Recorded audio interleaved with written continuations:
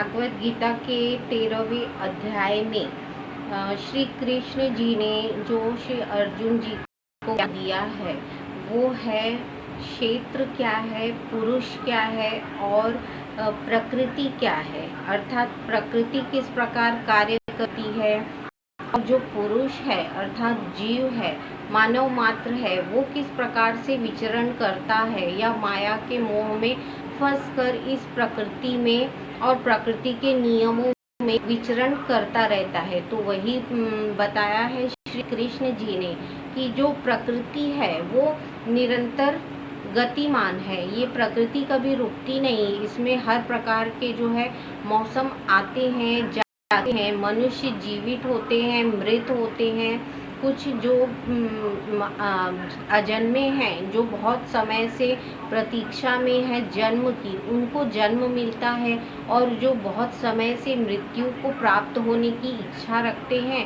उनको मृत्यु प्राप्त होती है। यही प्रकृति है, प्रकृति के यही नियम है। अब क्षेत्र क्या है? क्षेत्र को समझना है तो मनुष्य के शरीर को समझो, अर्थात जो तुम्हारा शरीर है वही क्षेत्र है।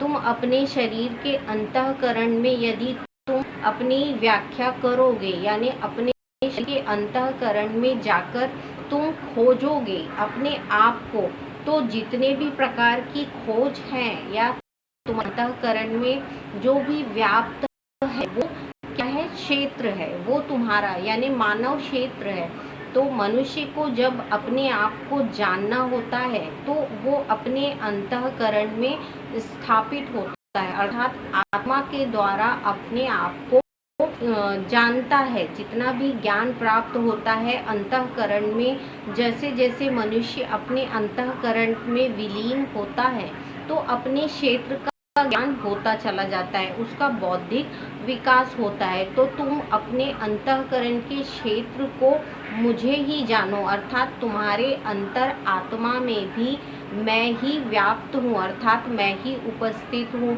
तो इस प्रकार जो प्रकृति है जिसे मैं चलायमान रख रहा हूँ उसमें भी मैं ही हूँ, और जो तुम्हारा क्षेत्र है अर्थात शरीर है उसमें भी मैं ही स्थापित हूँ। और इसके अलावा जो तुम कहते हो कि बाहर जितने भी प्रपंच चल रहे हैं, जो माया जाल है उसको भी चलायमान रखने वाला मैं ही हूँ, यानी प्रकृति को बनाने वाला और प्रकृति को बिगाड़ने वाला।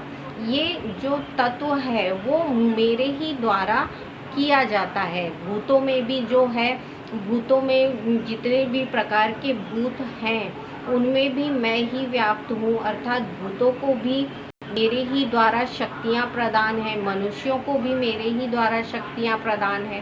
पृथ्वी पर जितने भी जीव जंतु हैं उन सबको मेरे ही द्वारा शक्तियाँ प्रदान है, जीवन प्रदान है, ऐश्वर्य प्रदान है। प्रकृति में जितने भी पुष्प हैं, पेड़ पौधे हैं, इन सबको चलायमान रखने के लिए जो भी उन सारी चीज़ों में मैं ही विद्यमान हूँ, अर्थात जितना ब्रह्मांड है या जो भी प्रकृति का स्वरूप तुम देखते हो उन सब में मैं ही व्याप्त हूँ।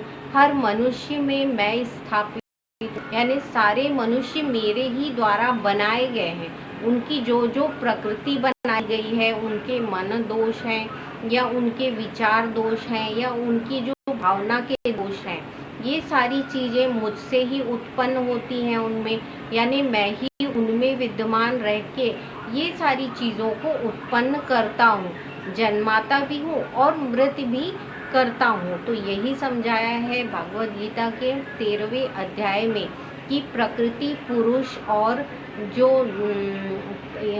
मनुष्य वो किस प्रकार से प्रकृति में विचरण करता रहता है, लेता है और मृत्यु को भी प्राप्त होता है। शरीर जो है उसका क्षेत्र है, क्षेत्र को जानने वाला जो ज्ञाता है, यानी जो ज्ञान को प्राप्त कर रहे हैं या जो भी ज्ञान का सार है वो क्या है? श्री कृष्ण है। उस ज्ञान को देने वाले भी श्री कृष्ण है, उस ज्ञान को ग्रहण करने वाले भी श्री कृष्ण है। अर्थात तुम जितना भी उन सब में मैं स्थापित हूँ, यानी मैं ना जन्मा हूँ ना मृत में हूँ। ना ही मैं चल में हूँ ना मैं अचल में हूँ, ना मैं स्थापित हूँ और ना मैं अस्थापित हूँ, ना मैं स्थिर हूँ ना मैं चलायमान हूँ। यानी यहाँ जो है वो भ्रम भटकता है कि भगवान कहते हैं कि मैं ही सब चीज़ों में हूँ, पर मैं सब चीज़ों में नहीं भी हूँ। यानी मेरी आसक्ति नहीं है कि कोई चीज़ मेरी है, पर मैं सब में स्थापित हूँ। ये बात निश्चित है। तुम इतना जानो कि तुम्हारे शरीर में भी मैं ही स्थापित हूँ। तुम जितने भी कर्म कर रहे हो वो मेरे द्वारा ही किए जा रहे हैं, और फिर मैं जो हूँ मैं स्थापित भी हूँ। यानी जो कर्म फल मिलेगा वो मनुष्य भोगता है। तो इस प्रकार से जितने भी कार्य किए जाएंगे वो श्री कृष्ण के द्वारा ही किए जाते हैं मनुष्य रूप में, पर इसके जो परिणाम है वो मनुष्य सोचता है कि मैं भुगत रहा हूँ, पर ऐसा होता नहीं है। जो है मनुष्य के द्वारा मानसिक जो प्रवृत्ति बनती है कि मैं जो कर रहा हूँ वो मैं कर रहा हूँ। अध्यात्म को मनुष्य जान लेता है कि जो भी करता है वो कर्ता कर्म क्षेत्र में जो स्थित है वो कर रहे हैं। यानी आपके कर्म क्षेत्र में कौन स्थापित है? श्री कृष्ण आत्मा के स्वरूप में स्थापित है। जो अपने आत्मा के स्वरूप में स्थापित हो जाते हैं वो इस आत्मज्ञान को समझ जाते हैं कि जो भी कुछ हो रहा है वो परमेश्वर की इच्छा अनुसार होता है, और परमेश्वर की इच्छा अनुसार उसके परिणाम घोषित होते हैं। या सुख और दुख में कोई जो विभेद नहीं करते यानी भेद नहीं करते, उन मनुष्यों को ज्ञाता कहा गया है, यानी ज्ञानी कहा गया है कि जो आत्मा को जान लेते हैं, इसके द्वारा जो भी कार्य किए जा रहे हैं उसमें यदि सुख है या दुख है इसमें भेद नहीं करते, तो ज्ञानी कहा गया है। तो क्षेत्र क्या है? हमारा शरीर है। इसका ज्ञान क्या है? परमात्मा द्वारा जो भी हमें प्राप्त हो रहा है सार है वो हमारा ज्ञान है। तो उसके अलावा पुरुष की प्रकृति है।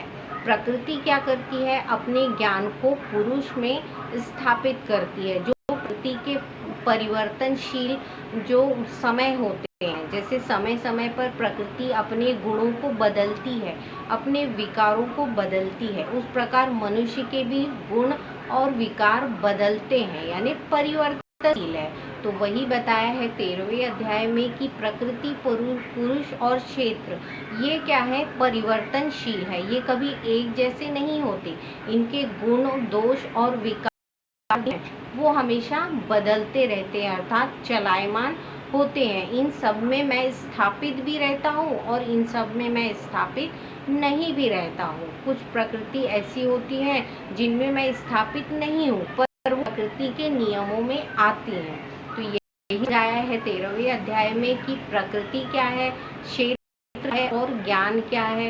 इन सारी चीज़ों को जानने के बाद जो है श्री अर्जुन जी के बहुत सारी जो प्रश्न हैं समाप्त होने लगते हैं। अब उन्हें ज्ञान प्राप्त होने लगता है। जब उन्होंने 12वें अध्याय में श्री कृष्ण का जो विराट स्वरूप देखा, उससे समझ में आया कि जो कुछ भी करता है वो स्वयं परमेश्वर के द्वारा चलायमान है। मनुष्य कुछ नहीं करता, जो कुछ भी करते हैं वो परमेश्वर करते हैं। तो यही ज्ञान है 13वें अध्याय का कि हम हैं जो वो सिर्फ एक माया के भ्रम में फंसे हुए मानव हैं। जो भी चलायमान करते हैं वो श्री कृष्ण करते हैं। तो श्री कृष्ण को ही श्रेष्ठ समझना चाहिए, क्योंकि वो परमेश्वर है, परम ब्रह्म है। क्योंकि उनका जो ज्ञान है वो श्री कृष्ण द्वारा ही हमें प्राप्त होता है, ब्रह्म स्वरूप में, ब्रह्म मुहूर्त में। तो यही है 13वें अध्याय का ज्ञान की प्रकृति क्या है, पुरुष क्या है और क्षेत्र क्या है।